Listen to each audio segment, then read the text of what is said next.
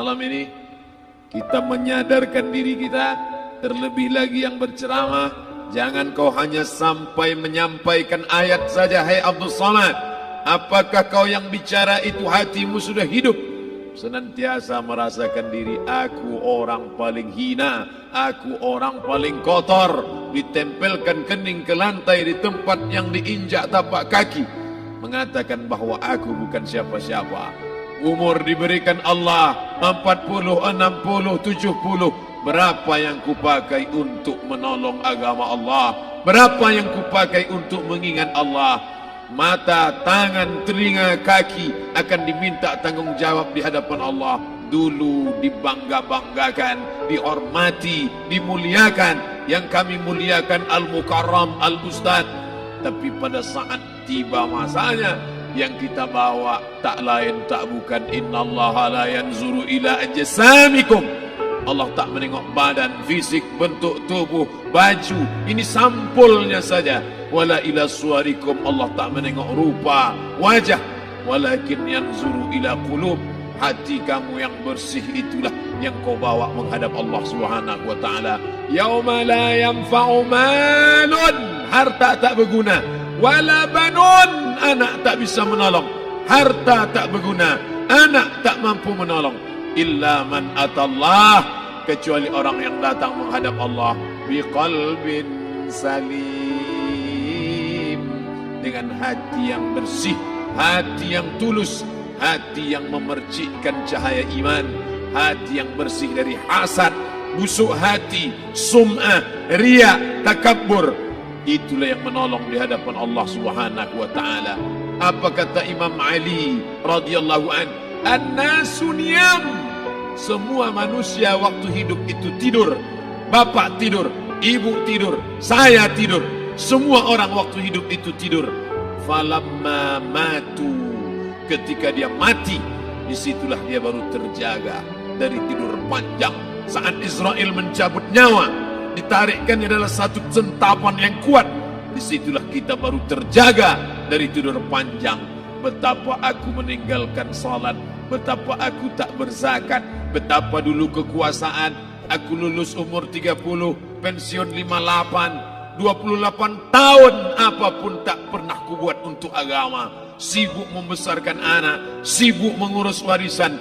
Anak pun tak ingat dengan kita, karena kita lupa menanamkan pendidikan agama di dalam otak kepalanya. Harta yang banyak tak sempat menolong agama Allah. Anak tunggal semata wayang tak sempat dididik agama. Istri meninggalkan dalam keadaan stres susah hatinya, karena dia tak diajarkan sabar menerima ridha ketetapan takdir Allah. Dan paling celaka, tak pernah anggota tubuh ini dipakai untuk berzikir, muhasabah, mengingat Allah. Tak pernah mata dipakai menengok Quran, kitab suci Allah. Tak pernah dipakai hati merenung sejenak, apa yang akan kubawa mati menghadap Allah Subhanahu wa taala. Abdul Somad dari dalam tanah naik ke atas tanah, ceramah, masuk balik ke dalam tanah. Yang kau bawa apa? Baju koko tinggal, peci tinggal, pakaian kehormatan tinggal. Yang kau bawa kain tidak berjahit, disobek, kerak. Itu yang akan menyampul kulitmu, yang selama ini kau dimandikan, dibersihkan oleh ibumu dulu 60 tahun yang lalu. Sampai masanya kau lupa kapan kau dimandikan dulu. Sekarang ruh melihat, disebut dia ruh, karena dia raha ya ruhu ruh, seperti aroma semerbak yang datang pergi hinggap. Ruh, sampai masanya dia datang masuk ke dalam jasad. Ruh, sampai masanya dia pergi meninggalkan jasad. Malam ini dimuliakan Al-Mukarram Haji Abdul Somad LCMA. Kenapa Abdul Somad ini dimuliakan? Karena ruh hinggap sejenak sebentar, sampai masanya besok pagi dia ruh keluar dari dalam tubuh ini. Anak yang katanya ayahku sayang, istri katanya kaulah abang, sampai masanya mereka tak lagi mau mendekat. Rumah itu saya yang buat, saya yang mengukurnya. Tapi begitu ruh sudah keluar dari badan, tidak satu pun semeter, sesenti, sejengkal, sehasta ada tempat di rumah itu untuk jenazah bernama jenazah Abdul Somad.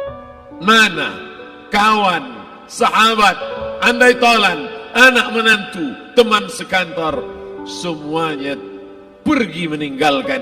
Yang tetap dibawa, kalau pernah kaki melangkah salat berjamaah di masjid, kalau pernah tangan mengusap kepala anak yatim, kalau pernah tangan mengucap subhanallah. Nanti di akhir tausiah kita akan berzikir, munajat, muhasabah diri, berdoa, mengenang apa yang akan kita bawa menghadap Allah Subhanahu wa taala. Datang malaikat membawa kain kafan dari cahaya, akan menyambut ruh yang mulia. Hadis riwayat Ahmad bin Ambal dalam kitab Al-Musnad, turun malaikat berlomba-lomba membawa kain putih dari cahaya, menunggu ruh akan keluar. Ruh menetes seperti embun di ujung daun. Daun tidak bergoyang, ranting tidak patah.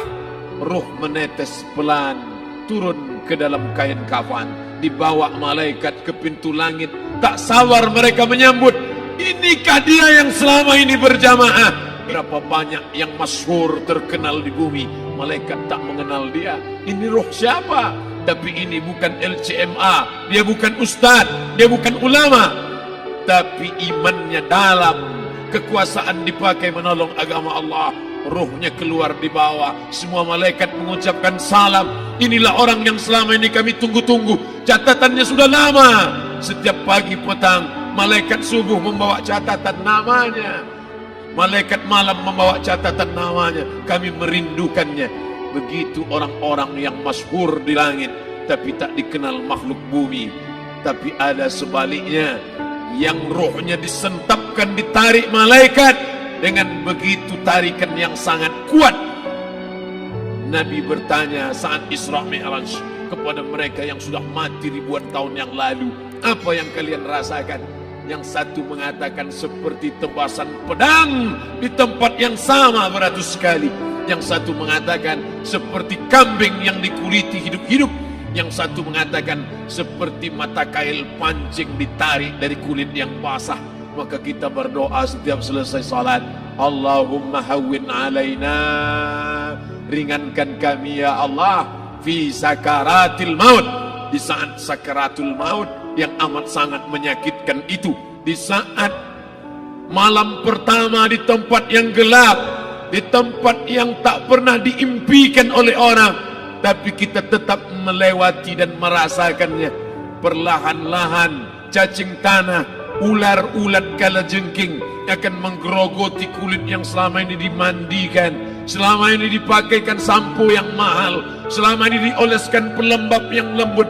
Tapi ternyata sebelum roh keluar jasad, setelah keluar, dia hanya akan menjadi santapan cacing tanah, hancur berkeping hari demi hari.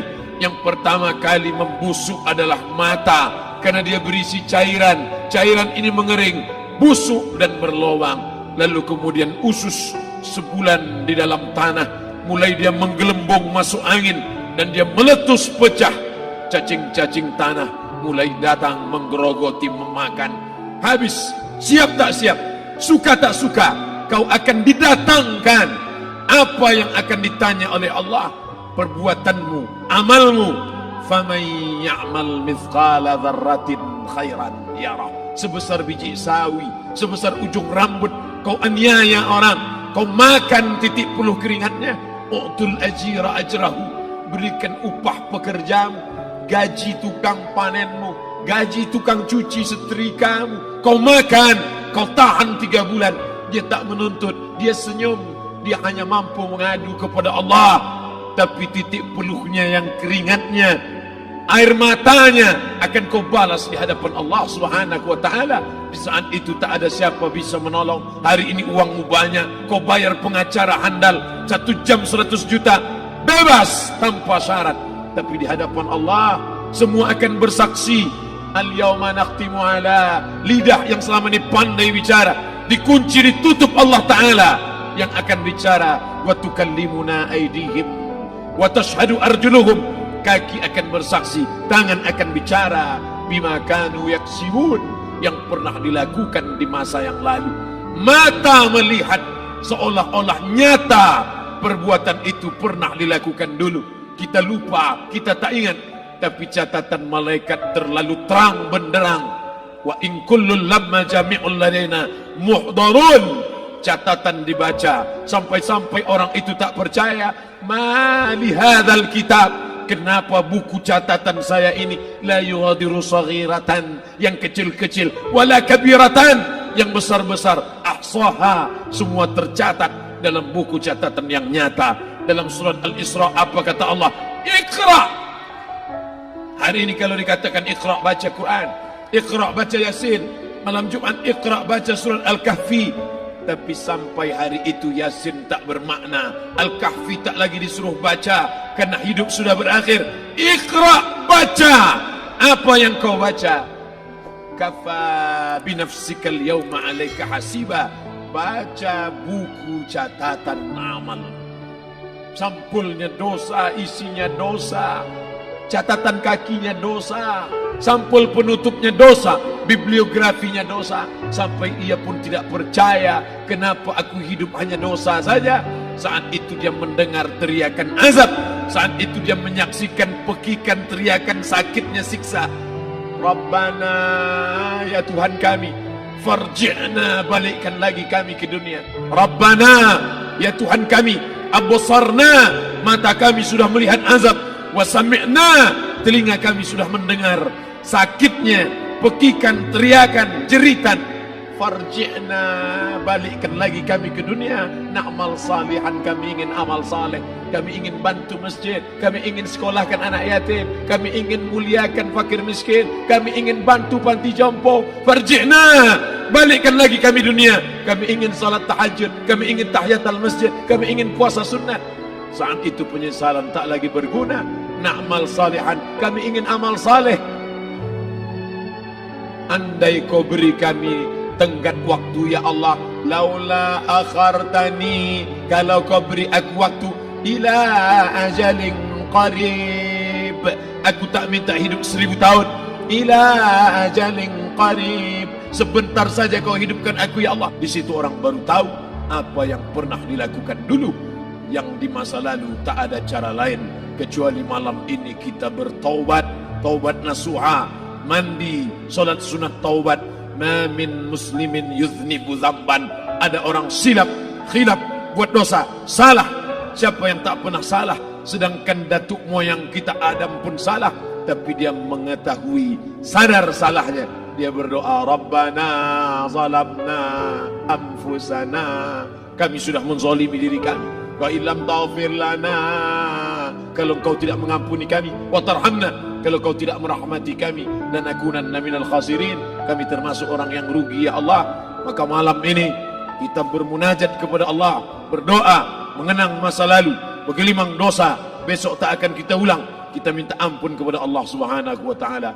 Astaghfirullahalazim, astaghfirullahalazim, astaghfirullahalazim.